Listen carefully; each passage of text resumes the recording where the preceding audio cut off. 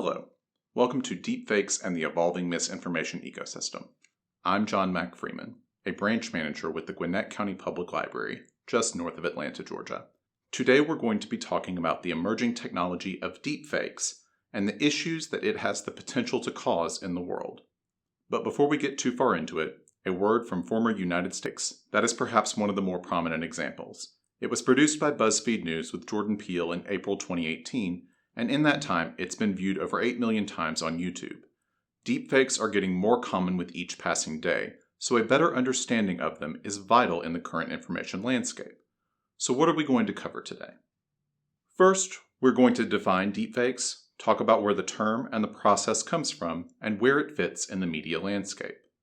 Then, we're going to look at how deepfakes are being used today, both for good and ill. Next, we're going to talk about how deepfakes are made. Then, we're going to tie it back to libraries, talking about why we should care, what can be done about the issues deepfakes raise, and then I'm going to leave you with some questions the field needs to grapple with, but that I don't have the answer to today. We've got a lot to cover, so let's go ahead and jump in. Defining deepfakes. So, what are deepfakes? Deepfakes are media that take the likeness of one person and replace it with someone else's likeness using artificial neural networks. The term is often used interchangeably with phrases like AI-generated media, generative media, and personalized media. It can include any or all of audio, image, video, and speech synthesis to create a realistic artificial result. Deepfakes and cheapfakes, which we'll be coming to shortly, are all forms of synthetic media. Synthetic media is an umbrella term that can refer to any media manipulated by software regardless of use, placement, or intent. For instance, the Obama Peel video we just watched is synthetic media, but so are the blog posts and recipes generated by the GPT-3 autoregressive language model. While GPT-3 creates text, not video, they live in the same world of media that has a final product that is created using tools beyond direct human effort. So what makes something explicitly a deepfake? Well, deepfakes need to be understood to be on a spectrum of synthetic audiovisual media. On the one hand, you have deepfakes. These are things that are developed using AI, virtual performance mapping, voice synthesis, and face swapping. These things generally require a high degree of technical skill, they are expensive to produce, and they may involve AI or advanced technological processing. In the narrowest sense, only things on the left side of this spectrum on the screen technically qualify as deepfakes. That being said, there is a difference between the technical definition and the common parlance. In common use, deepfake as a term has also been used to refer to rotoscope face swapping, face-altering filters on social media platforms, and deceptive editing or contextualization practices. These typically require much less skill to use, and the tools are either free or generally widely available to the consumer market. However, the results are easier to see as synthetic and much less likely to pass muster upon investigation. Because of the lower barrier to entry through both technological expertise and resources needed for creation, this zone is commonly referred to as cheap fakes. Now let's take a brief look at a short history of deepfakes. The term deepfake comes from a Reddit user who started a subreddit of the same name in 2017. Deepfake is a portmanteau of deep learning and fake media. Since then, deepfakes began to develop in earnest, developing creator communities across the web in a number of areas. By the end of 2018, one census of these videos placed the number at 7,964. Within the next 2 years, that number would nearly double to 14,678. Interest in deepfakes would continue to be spurred on by a few high-profile incidents, mentions in the news, and editorials worrying about the implications that deepfakes would have on the media landscape. A hearing in the United States House of Representatives was held in 2019, and the United States Department of Defense was later told to study the possible implications of deepfakes. Before we jump too far into talking about deepfakes, though, we need to understand that they are not inherently a problem.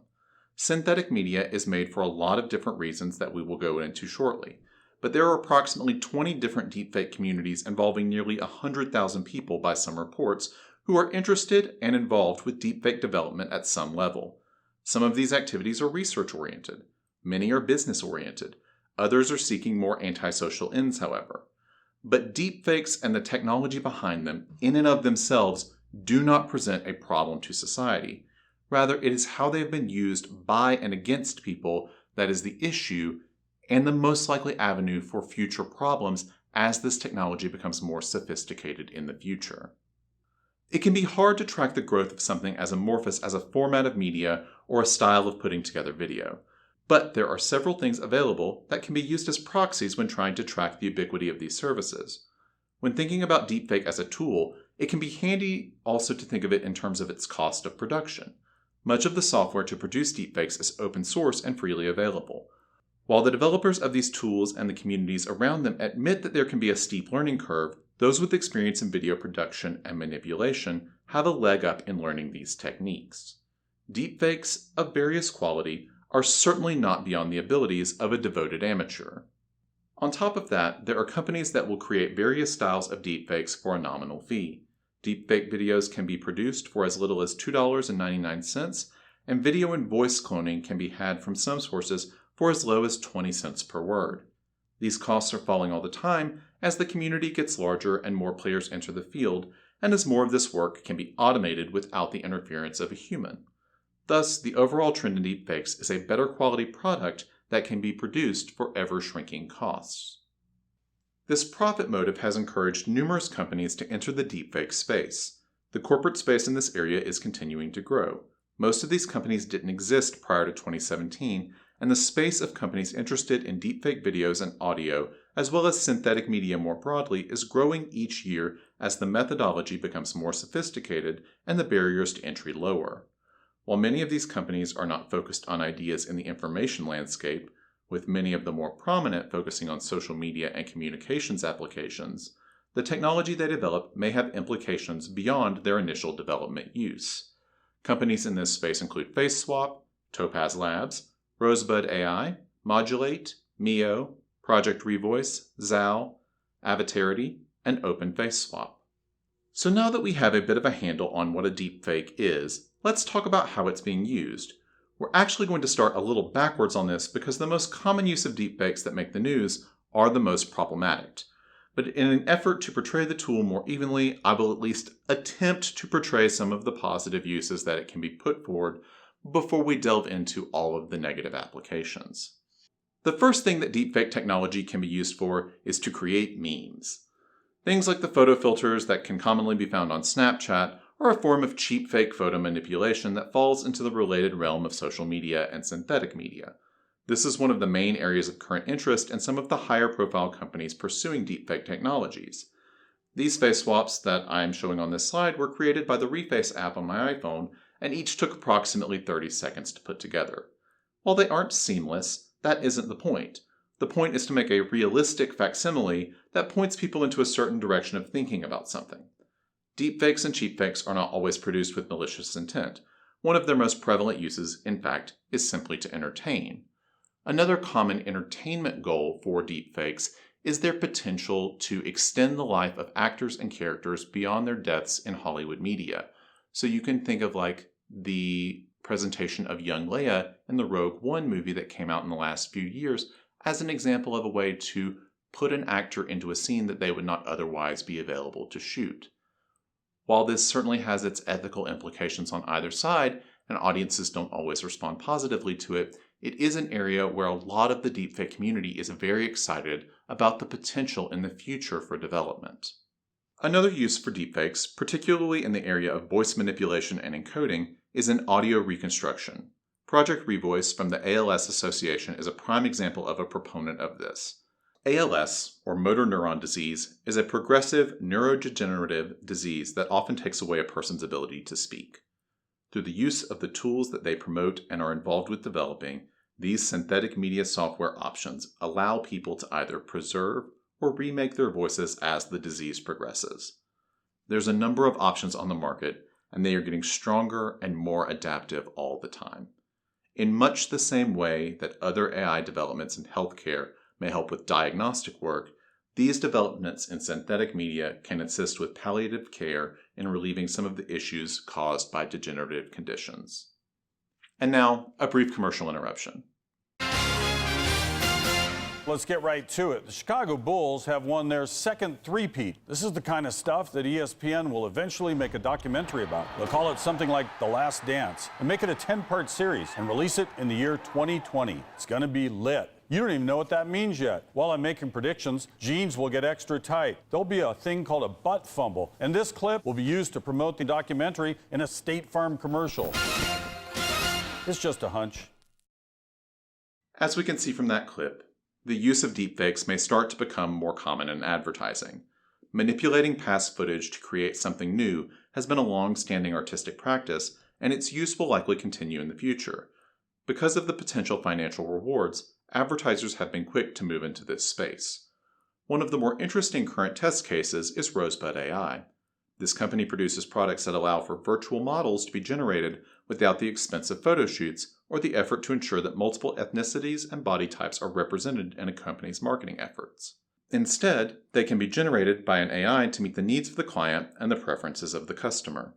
One of their primary stated goals is to allow for smaller clothing brands to access a wider variety of models in their marketing materials. They have released data sets that show tens of thousands of faces of models that have never existed in the real world. Rosebud's technology has further developed to be able to place words recorded by someone else in the mouths of their synthetic models.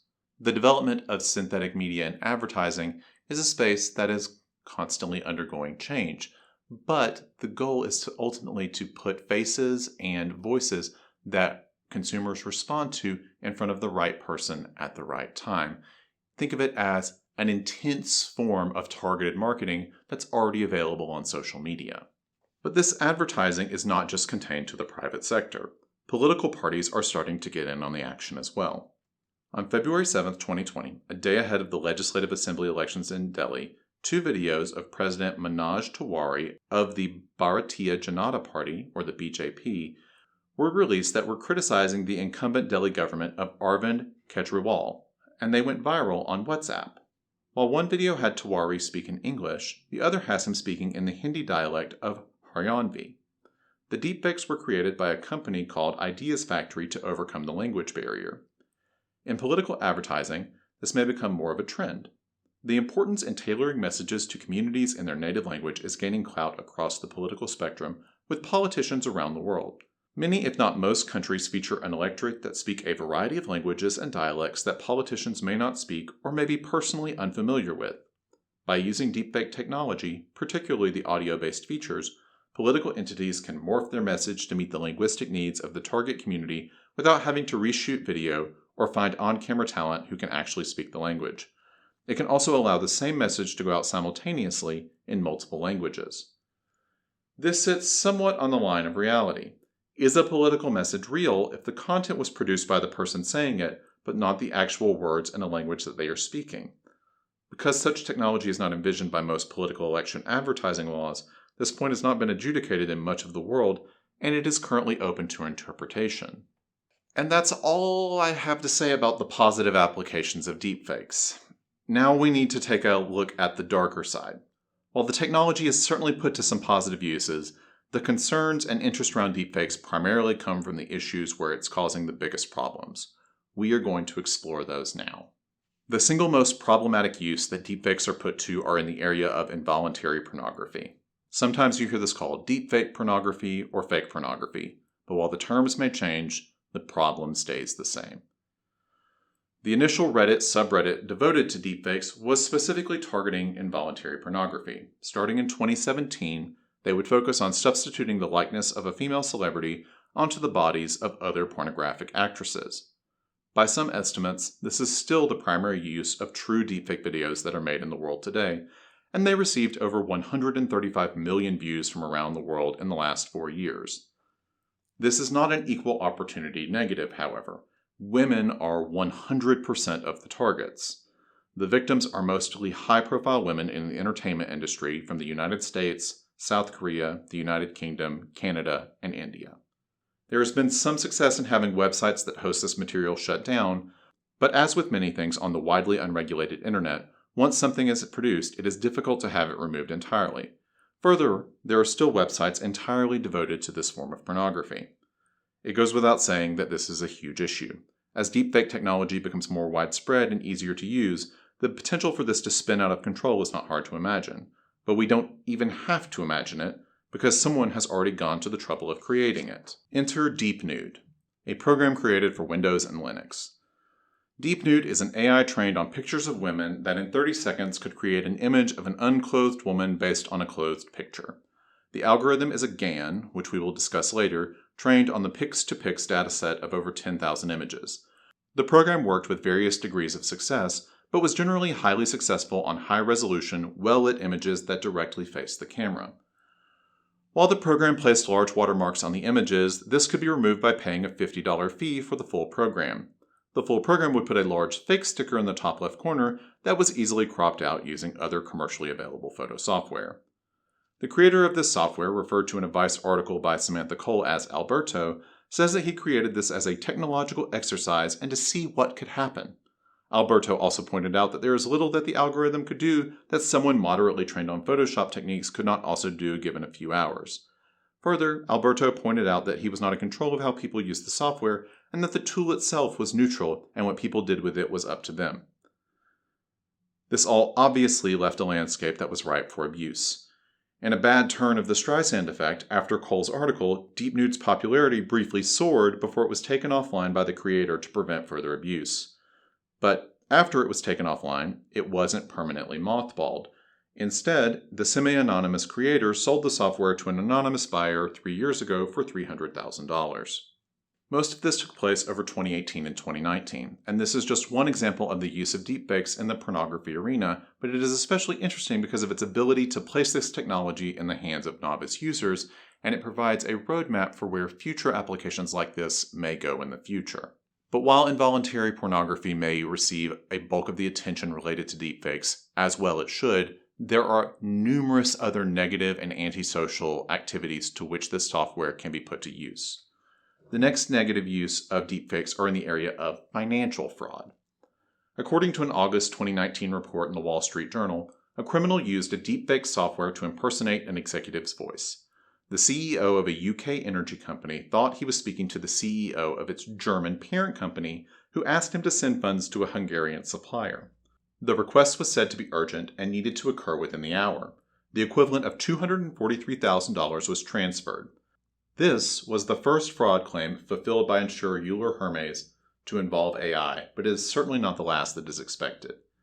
As deepfakes and AI more broadly become more sophisticated, they will naturally be able to mimic the cadence and routine behaviors of people. If you have a Gmail account, you have probably seen some of this firsthand with the predictive text that it turns on. It knows how you start and sign off emails and what punctuation you are inclined towards using. And the more you use the software, the more it learns about you. Right now, it is estimated that it would take hours of audio to stitch together a voice like the one used in the energy company attack. But in the grand scheme of things, a few hours of talking is not that hard to put together. One conference presentation is about 45 minutes. People can be recorded without their consent in a variety of locations around the country. And as technology becomes more sophisticated, it will in all likelihood take a lower amount of input as well as less time to create an equally effective facsimile. Companies are already entering the financial sector to stop deepfake-based fraud. Mitek is a company adding biometric authentication checks to companies like Chase, Amro, MasterCard, and more. But it may not be institutions that are most at risk. Individuals may be more inclined to fall for phishing scams if the request for information and money comes from voices that sound like relatives or other trusted associates. Deepfakes on social medias of business leaders could be used to manipulate markets. The potential financial fallout of the misuse of deepfakes is large, and we are just now in the beginning stages of seeing how both crime and crime prevention will develop in this area. The next area of concern is that of bad faith discussions, especially when deepfake and cheapfake technology is used. This happens when items are produced and shared with an audience, but they are only identified as a satire when the publishers are caught and forced to identify them as such. A prime example of this was a 2018 fake interview between Allie Beth Stuckey of Blaze TV and United States Representative Alexandria Ocasio-Cortez. The video isn't a deepfake, but rather uses deceptive editing practices to make it appear that the representative is stumped by the questions of the reporter. The video was posted and received over 1 million views before a New York Times reporter pointed out that there is no disclaimer, at which point the network added one. Stuckey claimed on Twitter that the point was for the exchange to look edited and that it was clearly always intended as satire. Whether or not Stuckey's claim is true is ultimately unknowable. What this does bring to light, though, is the issue of deepfakes being used in bad faith manners. There is nothing stopping anyone from publishing a piece of malicious content that is intended to deceive and then, once found out, claiming that it is merely satire and that those who are opposed to it are against artistic expression, don't get the joke, or are pro-censorship. These straw man arguments are ultimately not terribly useful in the ongoing discourse around the topic, but that's the point. The producer wins on all cards. The content stays up and people get to see it. The content will be shared by people out of context and without any additional material marking it as a hoax.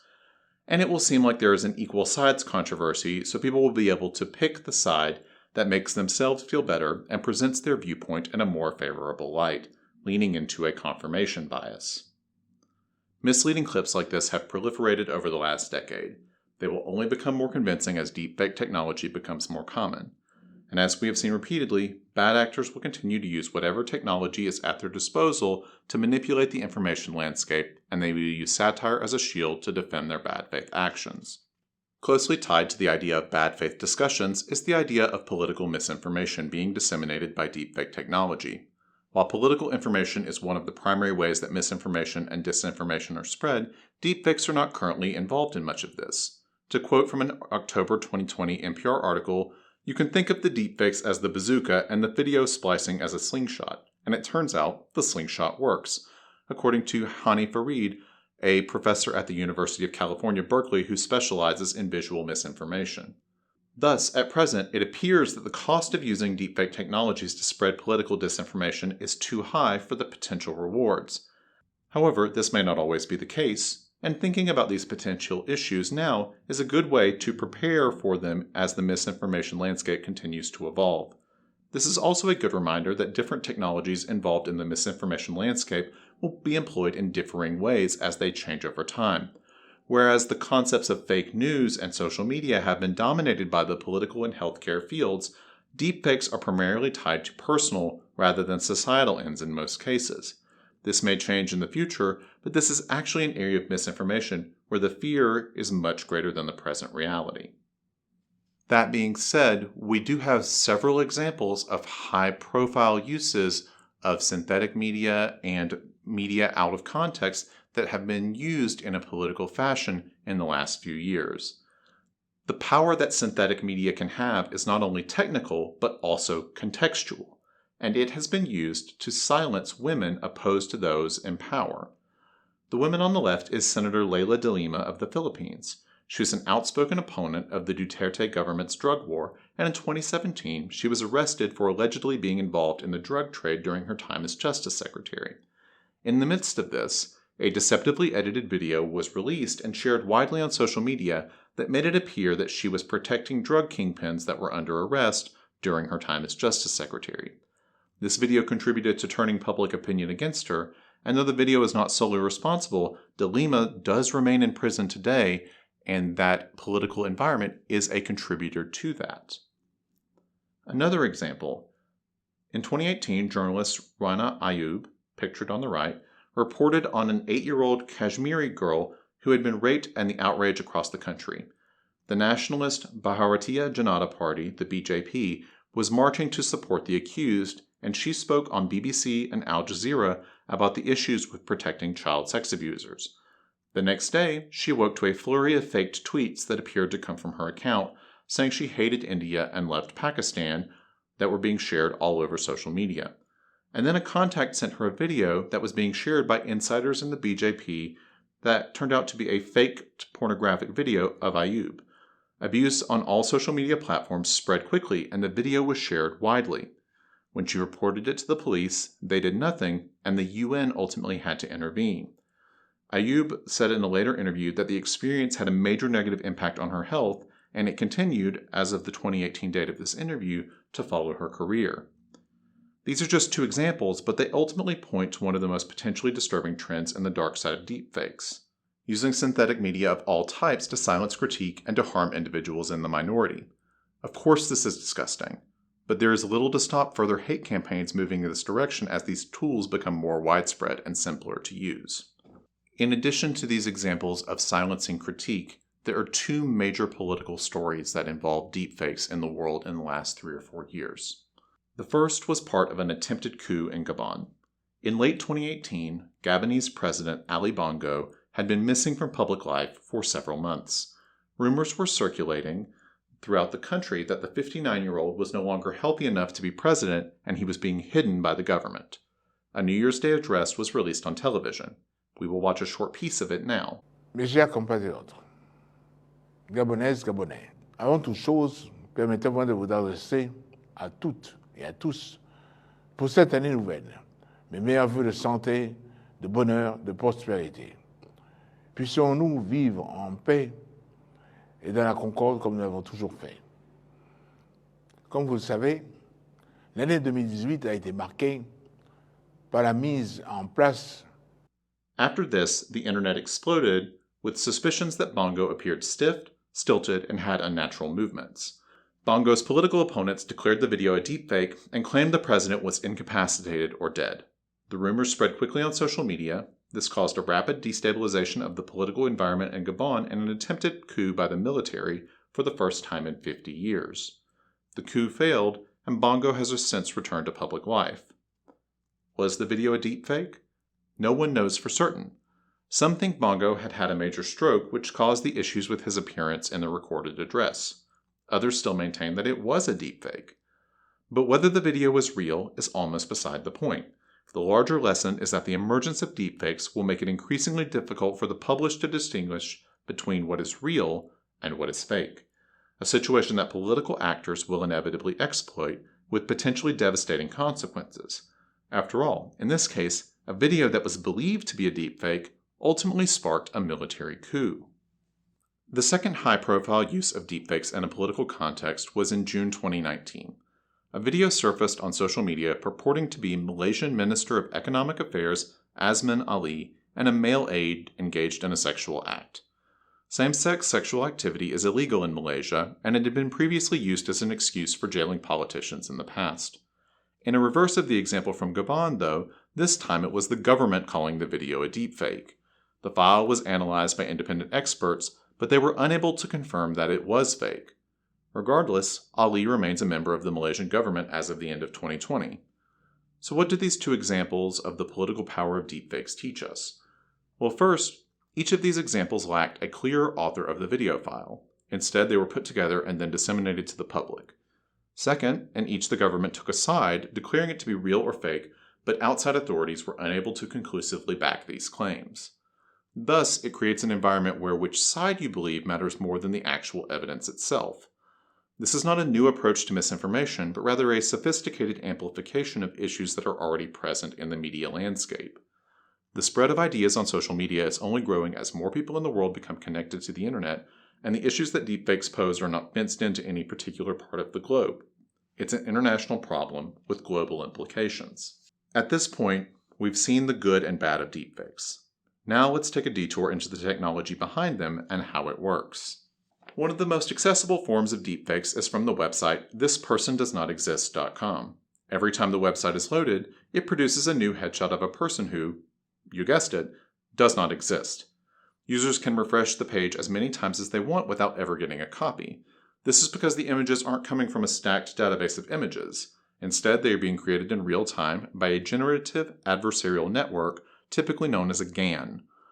While the creation of images is simple now, creation of video and audio is coming next and could prove to be equally sophisticated. So let's jump in. What is a GAN and how does it work? A GAN is made up of two artificial neural networks. Neural networks are any computing systems that have been put together to constitute the function of a brain, typically with the goal of mimicking the human brain. GANs are actually not that old, though, and they predate their first use in deepfakes by only a few years. GANs were invented by Ian Goodfellow in 2014 during his PhD studies at the University of Montreal. In 2016, Yann LeCun called GANs the most interesting idea in the last 10 years of machine learning.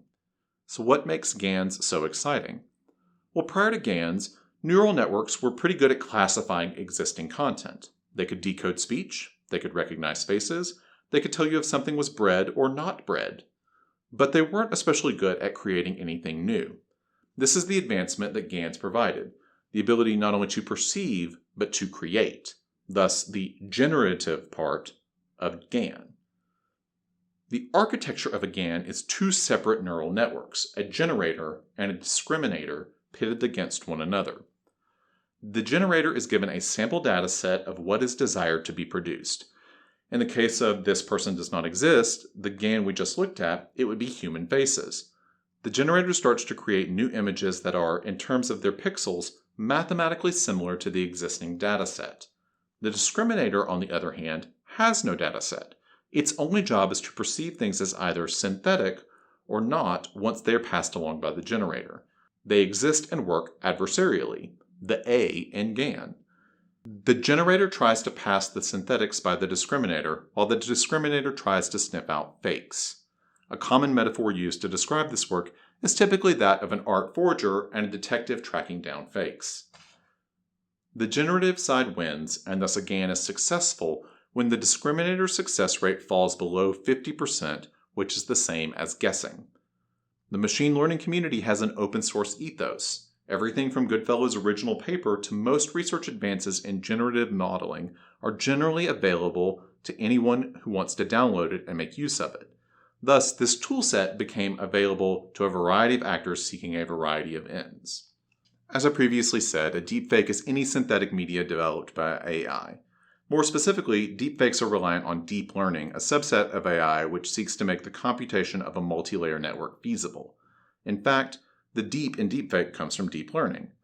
This diagram shows the relationship between AI, machine learning, and deep learning, as it is important to remember that AI is a broad field of study, and deep learning is only a small piece of that, with deepfakes being only one application of deep learning.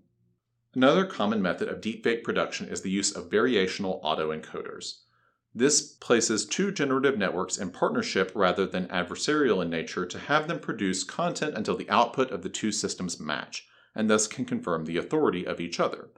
These typically have to be trained on a larger data set than GANs, hundreds or thousands of images of the subject, but they are simpler to deploy than a GAN and have a less steep learning curve. While autoencoders may be more common at the moment in some sectors of deepfake work, the balance is tipping. No matter the method that's used, though, the goal of a deepfake is to produce a perfect deepfake. A perfect deepfake is one that is unable to be detected by both human beings and algorithms as a fake. Ostensibly, it 100% fakes objective reality. At present, perfect deepfakes don't exist due to the limitations of the technology. Deepfakes are usually found out by comparing multiple frames of a video against one another. Deepfakes don't produce videos as a single file. Rather, it deals with each frame as a separate image that simulates movement when combined, whether 24 frames per second, 36, or some other degree of clarity. However, when the frames have artifacts that don't seem to belong from frame to frame, this is when deepfake videos can be found out. This is one of those areas that is an ongoing game of cat and mouse. In 2019, one of the easiest ways to tell if something was a deepfake was to watch the eyes of the person in the video, particularly when they were blinking. This was often an area where errors would occur and that was easy to catch. However, once the error was noticed, developers worked to fix the problem. So now, this is no longer a reliable way of telling if something is a deepfake.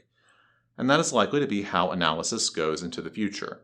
In many ways, the deepfake producers and consumers are their own adversarial network. A producer is producing videos with the hopes of passing it off as authentic. The consumer is trying to suss out what is real and what is fake, but every time it identifies a fake, it gives information to the producers to make future attempts more successful. Currently, it is widely assumed that a perfect deepfake is impossible given current capabilities, but the technology has improved rapidly and it is nearing the point of success. When that happens, it will have several milestones still to hit. A perfect deepfake in a lab with human analysis, then with algorithmic analysis, then a perfect deepfake created out in the world. But the search for the perfect deepfake, much like the search for the perfect burrito, is mostly of academic interest. As we have seen from the examples in Gabon and Malaysia that we discussed earlier, a deepfake need not be perfect or even most of the way there to have a profound impact on the world. So if you're not after the perfect deepfake, then what can this technology do for you? Well, as we talked about earlier, synthetic media and things that fall under the deepfake umbrella are a spectrum. The type that you have probably encountered most often is a face swap. Common on social media apps and initially brought to popularity by Snapchat, face swapping is when a face of a person is inserted into a video. This technique seeks to flawlessly place someone in a place or situation that they've never been in before. And this is often used for a lot of entertainment purposes. I use the Reface app to put myself into the How to Train Your Dragon and Guardian of the Galaxy movies. But face swaps do have some issues. First off, these apps have proliferated in an environment where privacy is not always at the top of people's minds. Many times these apps are developed overseas and they do not have strong privacy protections. Reface, the app I used for these examples, is based out of Kiev. While the privacy policy states that they don't store any of your information on their servers, they also need your data to process your images. It's currently unclear how both of these statements could be true. Other apps are based out of China, Russia, and other countries without strong privacy controls. It is often unclear who remains in control of these images on the apps and whether or not the creators are putting the images to use in other capacities, for instance, as part of the training set for a future AI. Another issue with AI in general, and thus with deepfakes, is that the data sets that most of them are trained on, if they focus on people, are disproportionately white and male. Thus, the effective use of this software by BIPOC and non-male users may be limited. I pulled this example from Guardians of the Galaxy intentionally. While Reface redoes the face in the GIF that it creates, it does not redo the hair or the skin tone of the hands. Thus, the software has limitations based on its application that propagates existing power structures. While some work has been done to address these concerns in the last decade, there is still a long way to go until equity is achieved. Another method commonly in use is that of lip syncing.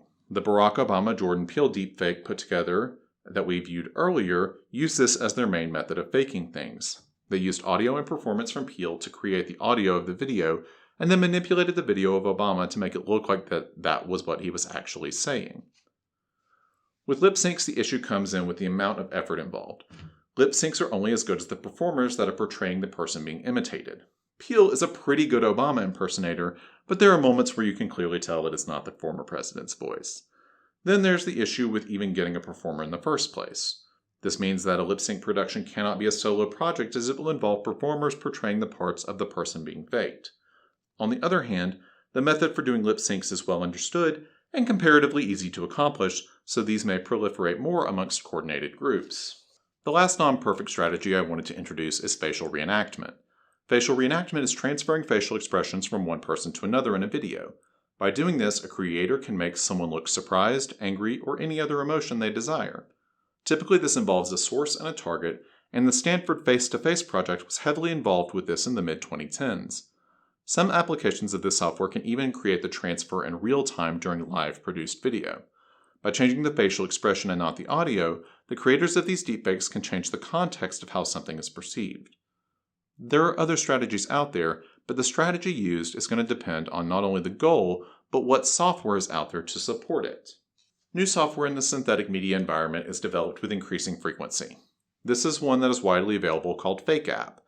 If you saw the meme last year of inserting Nicolas Cage into different movie roles, then you're familiar with FakeApp and what it can do. The makers of this software allow people to download it for free of charge and encourage them to use it only with good intentions. And that's pretty much the standard reply from any toolmaker. Use the software responsibly, but what you do with it is your business. What can be said about the software is that while it's freely available, that doesn't mean it's as simple as pushing a button to use. Typically, they require knowledge of image and video manipulation in order to use the tool effectively, and it isn't nearly as simple as phone apps built for a direct purpose might make it seem. Now that deepfakes are starting to proliferate throughout the environment, is there any way to stop them? Well, on the other side of the arms race are those creating a batch of tools called deepfake detectors. These are tools that are seeking to use AI as a solution to harmful deepfake applications. They assess lighting, shadows, facial movements, and other features to flag images as fabricated. They can also add filters to images to make it harder to use them for deepfake purposes. This tech is still in its early stages, but there are a few software options that have been developed in this area, such as TruePic and DeepTrace. Further, DARPA, with the Department of Defense, has the Media Forensics program that is actively working on deepfake detection for national security purposes. So what are detectors looking for these days? Well, oftentimes the resolution can shift between frames, which can be a giveaway that something is a deepfake. Neural nets and detection AI can track these issues across multiple frames, alerting users to problems. Further, deepfakes that involve audio can actually be easier to detect because detector AI can look for audio in the video that is a sound that a human being can't make. These predicted noises created by a GAN may fall out of the realistic range and point to an AI involvement and development. While the pursuit of this is certainly noble, they are far outclassed by the number of people working on creating better deepfakes. And as I said when talking about the perfect deepfake, each detector development just gives those in the deepfake producer field more information about what to fix next time. Now that we have a handle on what deepfakes are and how they get produced, let's change gears and talk about the disinformation ecosystem we currently find ourselves in. The disinformation landscape these days is deep and wide, and a few decades of information literacy education has barely made a dent. To take a look at the landscape as it exists today, a few things tend to be true. First, misinformation and disinformation is much more common on the extreme ends of the political debate. Further, all other things being equal, research has shown that the proliferation is much greater in speed and amount from right-wing producers and consumers, typically placed at a ratio of 4-1. Second, disinformation moves in packs. Anti-vax information is packaged with anti-science, which contributes to flat Earth, which has been seen as a gateway to QAnon, and on and on and on. Rarely does disinformation stay in its lane, but rather it can be used to prime people to accept further disinformation around other topics in the future. The primary venue of disinformation is social media, particularly images shared on these platforms. Fake news sites still do exist, and traditional and broadcast media have been known to amplify these stories as well. Something that is relatively new as a development, especially in the United States, is that much of the disinformation is spreading within communities without seeking to spread it to the broader internet.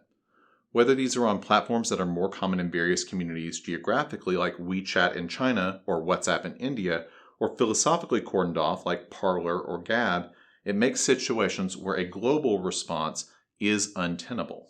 This is because no one service or country can control the problem. Into all of this comes deepfakes. How do they contribute to this landscape? Well, they create doubt in new forms of media that were traditionally more trusted. Video, audio, and direct speech have been traditionally taught to be viewed as primary sources and much less prone to manipulation than images and text. That line is rapidly disintegrating and creating an environment where believable falsehoods have evidence that looks and feels just as real as the rest of reality. Deepfakes allow those that agree with the point a deepfake is making to engage in bad faith debate by just pretending to pose a question or to put something forward as satire, seeking to create obfuscation and a lack of clarity where there was none before. So in a world where no sources can be innately trusted, no format is necessarily truthful, and the integrity of debate is undermined by those who turn everything into a joke or question, the concept of truth dies by 1,000 cuts.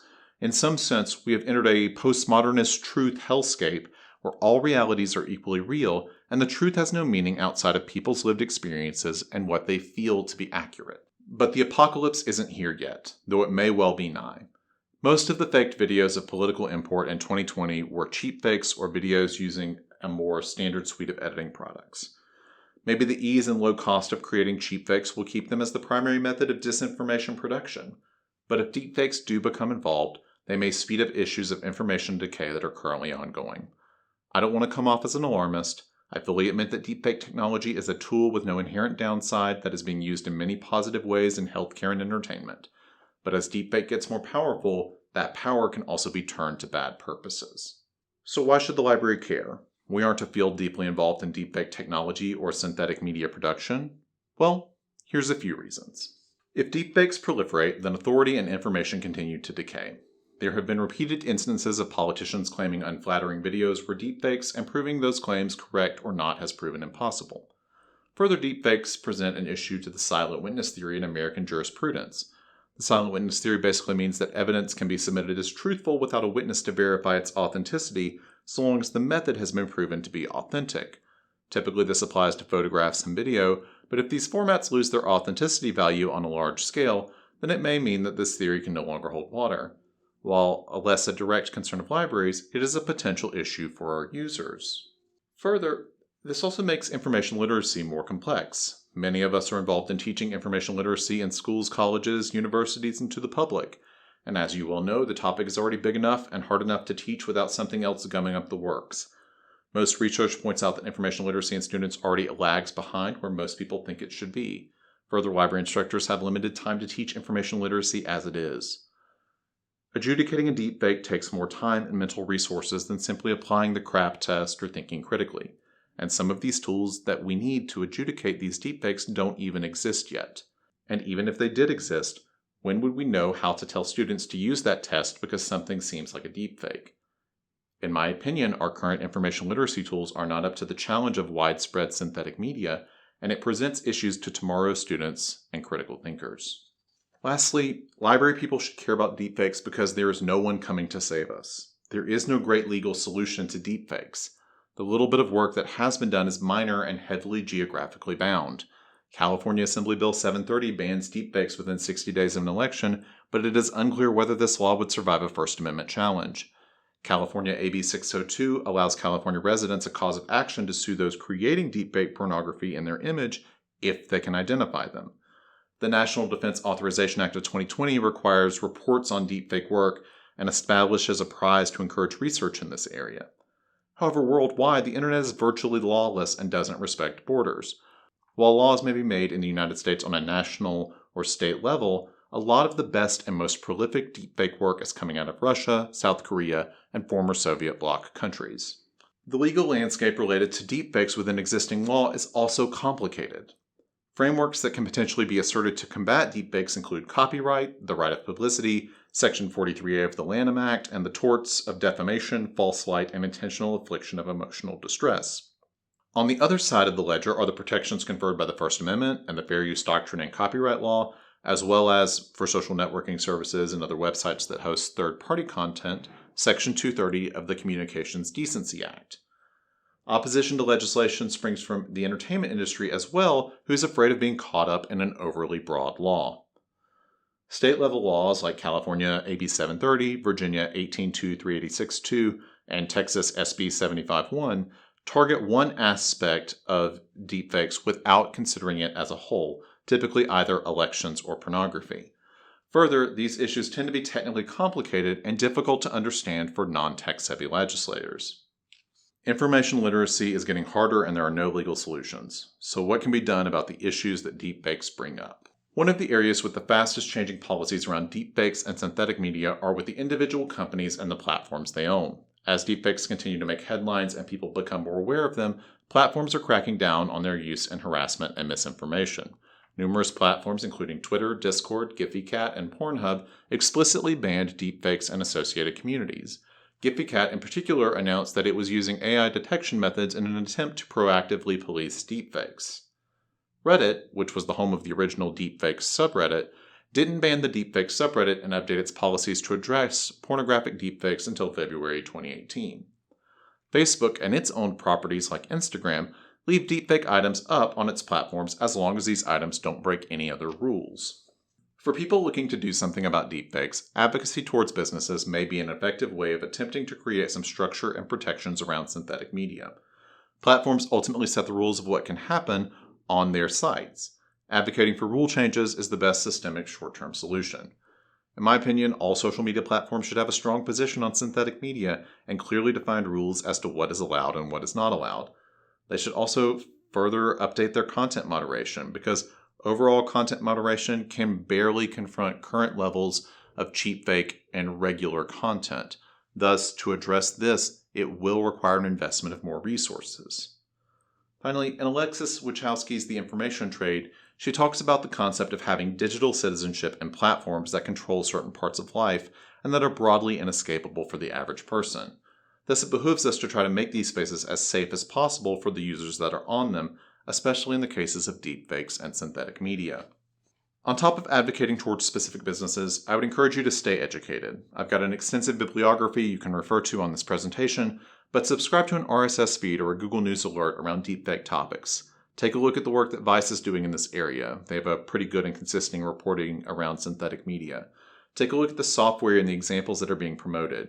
Go beyond the scaremongering and try to understand what exactly is happening, what is being developed, and what it means for you and your user base. You don't have to get heavy into the technology unless you just want to, but a lot of groups are putting out reports every year or so about what is going on in this area that are easy to access. Search them out and peruse them a few times a year to stay up to date with what is going on in this sector of the world. And then I encourage you to put that education to use. If you teach information literacy or information education sessions, I encourage you to mention synthetic media if you're not already doing so. Show an example. Talk about what this technology is doing right now and what it could do in the future. It doesn't have to be a huge piece of what you're talking about, but just exposing people to the idea that this is a thing that exists that they should be aware of is key. While proving something is a deepfake may be challenging, traditional information literacy tactics like seeking other sources for the same information can be a useful countermeasure. After all media requires interpretation, and that's part of what we're teaching. Synthetic media is a kind of media that's out there, so what can we do to help people interpret this media more effectively? There are some tools out there that are being put together that are seeking to verify media so that the audience knows what is and isn't a deepfake. Some of the ideas around this are things like adding a watermark or data to pictures and videos so that you can tell what camera produced them and what exact device they came from. Others are exploring the idea of using blockchain to verify the trail that media takes from producer to consumer. Privacy concerns aside, both of these technologies are still very much in the development stage and are not ready for active deployment. Further, if they ever do become deployed, they would have to be used on a large scale to fully combat this issue. This currently seems unlikely, so while these tools may have some niche positives to them, I don't currently see them as a ready-to-go response to the problems presented by synthetic media. The last thing that I would encourage you to do is to resist fatalism. I fully admit that there is no solution to the potential problems that deepfakes and synthetic media can unleash on the world, but that doesn't mean that there's nothing to do. Keep fighting the good fight. Keep advocating for good policies with businesses you interact with. Educate yourself and your students and your users. And know that deepfake technology is going to keep developing because the viewpoint of the developers is not changing. To quote Sergey Tokarov, an investor in the Reface app, "No technology can be saved from misuse in a negative way. But does it mean that technology should not be developed? My point is that all technology should serve the world development and be used in good faith." Deepfake production and development will continue, so it's up to the people with concerns to express them and to seek solutions now. My own thinking on deepfakes and synthetic media isn't fully realized. I still am wrestling with some questions myself, so I wanted to leave you with some things to think about as you go into your day. In the realm of intellectual freedom, in an age of synthetic media, is a dogmatic attachment to intellectual freedom practical? Is there a level at which the ability of a producer to create synthetic media that manipulates the information landscape outweighs their intellectual freedom and free speech rights? And if so, where is that line? And in the area of more authority-based concerns, how can libraries maintain their legitimacy as a valid source of information in the age of synthetic media? Will the public at large believe the results of AI detection systems of synthetic media, given the innate bias problems of AI systems more broadly? And finally, a crossover problem with intellectual freedom: should libraries protect media that legitimizes bad faith debates and pays a liar's dividend? I want to thank you all so much for joining me today and for giving me the opportunity to speak with you today. I hope you've enjoyed this video. If you have any questions, please don't hesitate to reach out to me at johnmacfreeman@gmail.com. Have a good rest of your day, and I hope to see you at an ALA in person in the future.